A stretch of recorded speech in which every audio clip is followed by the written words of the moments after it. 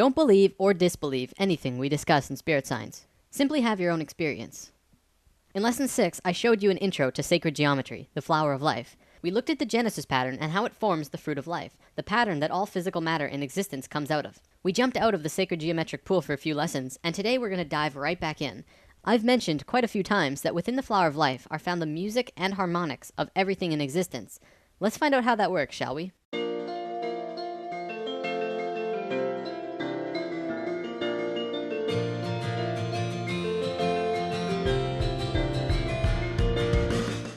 First, I want to show you phi and Fibonacci. It's important to understand for what we're going to talk about. I'll show you what you need to know to continue, and if you want to learn more in depth about these sequences, I will provide sources in the comments. Phi, also known as the golden ratio or golden mean, is a very simple relationship. If you had a rod and were going to put a mark on it, only two places would mark the phi ratio, which is here or here. The length of A plus B is equal to the length of C. This ratio is 1.61803339 and continues on forever. If you multiply the length of C with phi, it will create the exact same image, only bigger. C and D is equal to E. This ratio could then span on forever, going smaller and smaller or bigger and bigger forever. This ratio is infinite. It has no beginning and no end. It is also believed that phi is the mathematical root of all other sequences. See, every mathematical sequence in existence needs a minimum of 3 numbers to figure out the sequence. Phi only needs 2. It is the only one.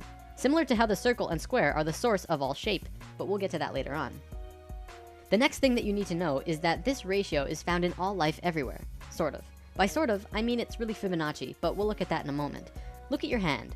Not only does each finger have its own ratio moving up each finger, which is phi to the next bone, but it oscillates back and forth from the tallest finger to the thumb. You wonder why the human hand is like that? It's based on phi. This relationship is found throughout the body in various ways, moving up the arms and legs, in your face, throughout the entire body. This is a Greek statue that accurately represents this. The Greeks were very precise when they made their art because they understood phi, Fibonacci, and the importance of these sequences. When the Romans took over Greece, you could see the perfection in statues just completely disappear. I'm not saying the Romans were bad artists. They just didn't measure everything to the same caliber that the Greeks did. Here is the phi ratio in butterflies. You can see this ratio everywhere, from the wing size to the body to the antennas. They're all phi ratios.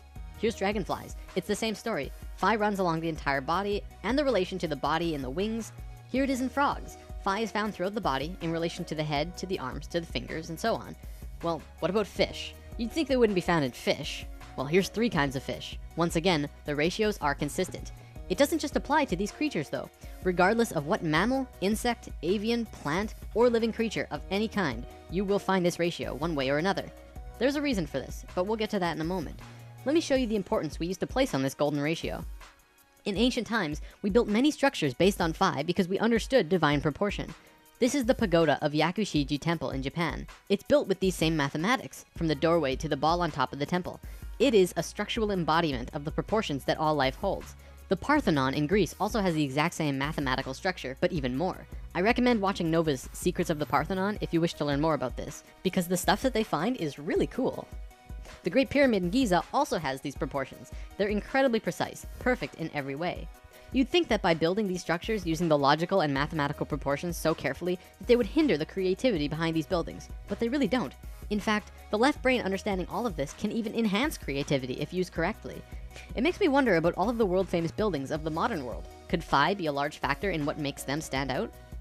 Let's move on to our next sequence, which is called Fibonacci. Now, the Fibonacci sequence is life's way of creating the golden mean. Allow me to explain. This sequence is continually made from adding the previous number to the current. 1 and 1 is 2. 2 and 1 is 3. 3 and 2 is 5. 5 and 3 is 8. You can see how it continues. Now, what most people don't know about Fibonacci is that it actually continually strives closer and closer to the phi ratio. By dividing the current number into the last, you can see this happening. 1 into 1 is 1. Well, that's not close at all. 2 into 1 is 2. This time it's over phi, but closer. 3 into 2 is 1.5, which is under, but closer still. 5 into 3 is 1.666. This time it's over, but even closer. Continuing with that, it's 1.6, and then 1.625, 1.615384, 1.619048, and so on.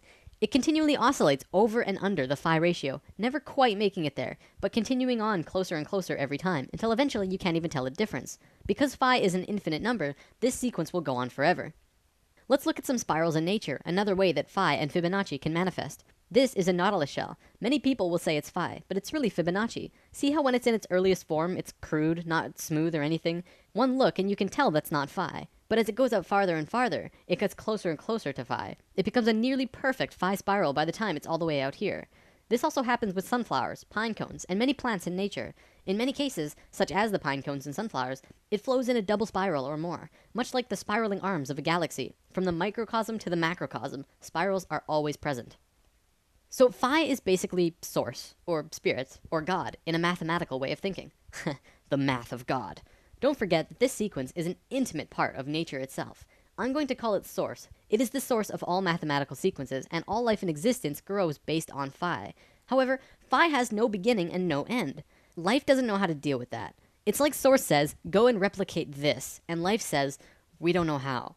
Because life doesn't know how to create from something that has no beginning. So it creates the Fibonacci sequence instead, which has a beginning, but starts out crude, very basic, and then continually goes closer and closer to source, becoming more divine every step. It does take steps too, which actually has quite a bit to do with evolution. Let's move on for now though. The only other sequence you need to know for this is binary sequences. This is a sequence like 2, 4, 8, 16, 32. We're just doubling the last number instead of adding it to the previous one. We're all very familiar with this. Binary sequences are found in life as well. For example, mitotic cell divisions are binary. We go from being a single cell being to having over 100 trillion cells in only 46 divisions. Binary sequences are also how computers work, by turning on and off chips. Computing at its core anyways is binary. Okay, let's move on to something different for now, but what we just looked at will reveal itself in time. This is how a polar graph usually looks, with 36 radial lines in 10-degree increments representing the 360 degrees. Then, concentric circles are drawn, each with the same distance away as the last, creating 8 equal demarcations as the one before, counting the inside circle as 1. Think about what this represents too. It's a two-dimensional drawing of a three-dimensional sphere, one of the sacred forms, by projecting it onto a flat surface. This is also called a shadow form, and casting shadows is a sacred way to obtain information. Also, a polar graph has both straight, male lines, and circular, female lines, both male and female energies interacting at once. If you plot a golden mean spiral at 0 degrees on the polar graph, it will loop all the way around before hitting 0 again, exactly at the 8th circle. You'll find that this golden mean line crosses 5 specific places as it goes out. These places are where the female circular lines meet the male lines. It crosses at 120 degrees, 190 degrees, 240 degrees, 280 degrees, and then it jumps to 360 or back at 0, depending on how you look at it. What's interesting about this is that it creates both a binary and Fibonacci sequence. Looking at the radial increments from the center, it crosses at 1, 2, 3, 5, and 8. Well, that's Fibonacci, but it also crosses at 2, 4, and 8. Well, that's a binary sequence. We're going to look at the binary sequence in particular though, because what you find is very cool. If you draw lines from the outermost circles on the lines where the binary sequence was formed, you get this image. It is an equilateral triangle. If you continue the spiral outward, it would continue to hit these exact same places and continue to form larger equilateral triangles. Let's divert yet again to look at something very interesting. There was a man named Keith Critchlow who discovered something very important to understanding the geometry of music. First, he drew a straight line through an equilateral triangle, and then he measured from the middle of the center line and drew a straight line up to the top edge and back down to the bottom corner. Then he did the same, but passed through the center line of the top and back down again. He did this yet again on the other side. You can keep doing this on either side as well. By drawing this funny little form, he discovered something of great importance. He writes, continuing in this way, each successive proportion will be the harmonic mean between the previous proportion and the total length, and all of these proportions will be musically significant. 1/2 being the octave, 2/3 being the fifth, 4/5 being the major third, 8/9 being the major tone or step, and 16/17 being the half tone or step. In other words, he discovered the geometries of music, or at least one aspect of them.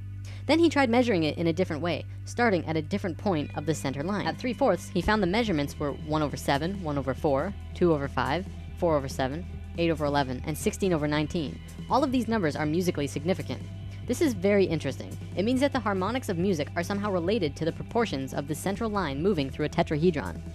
Back to the polar graph, you can see that this drawing has a much greater value all of a sudden.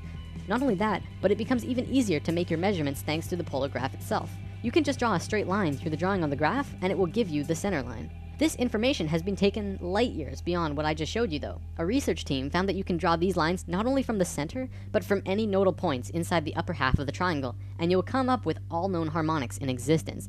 Basically, this means that anywhere the straight line and curved lines on the polar graph cross from 0 to 120 degrees and start making the pattern, you will come up with all known harmonic systems. Not only the Western keyboard, but the Eastern, and even many unknown systems that have never been used. As I'm not a musician, there's not much more I can show you related to this, but I would love to see what a musician could really do with this knowledge. How far could you take this? Alright, I'm running low on time here, so I'll wrap up with this unraveling. Remember when we talked about spirals in nature? They often travel in twos. Usually this is male and female. So on this polar graph, if you're going to copy nature, you don't just plot one spiral, you have to plot two. When you do that, it gives you this image, which is a star tetrahedron inside of a sphere. We mentioned this in lesson 7, and this image is more commonly known as the Star of David. Do you remember the face on Mars? NASA obviously tells us that it's just a random formation on the surface of the planet. But right next to the face, there are also a few pyramids and other anthropomorphic structures. I know what you're thinking. Why on earth would I bring that up all of a sudden? Well, Richard Hoagland and his colleagues have spent a long time researching and deciphering a message on the surface of the red planet. Want to know what that message was? It was a star tetrahedron inscribed in a sphere. Holy balls, right? There's a link in the comments to a page with all of this information if you want to learn more. It's pretty crazy, and very eye-opening now that we have this information about what this really means. Inside the star tetrahedron, another one fits perfectly. We can continue to put more and more star tetrahedrons inside or outside of the other star tetrahedrons, the same way the golden mean spiral can wrap around the polar graph infinitely big or infinitely small. You'll notice that this smaller tetrahedron also happens to fit perfectly around this sphere. Well, check this out. If you put this same size sphere centered on the point of every single star tetrahedral point, guess what suddenly reveals itself?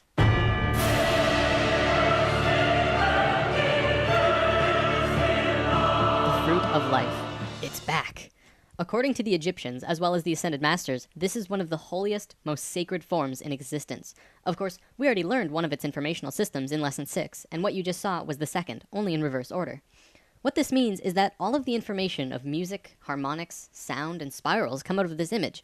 Not only that, but light and the dimensional levels work in the same way as harmonics, which we've already discussed in lesson 2, 7, and 9. Meaning that the geometric information about light and dimensions are also related to this star tetrahedron pattern. So just briefly looking at this image that we looked at in lesson 7, this is the fourth unraveling of the flower of life. It is an infinite spectrum of never-ending fruits of life within more fruits of life. This is the unraveling of dimensions, so it makes a little more sense now, but I won't have time to show you anything more today.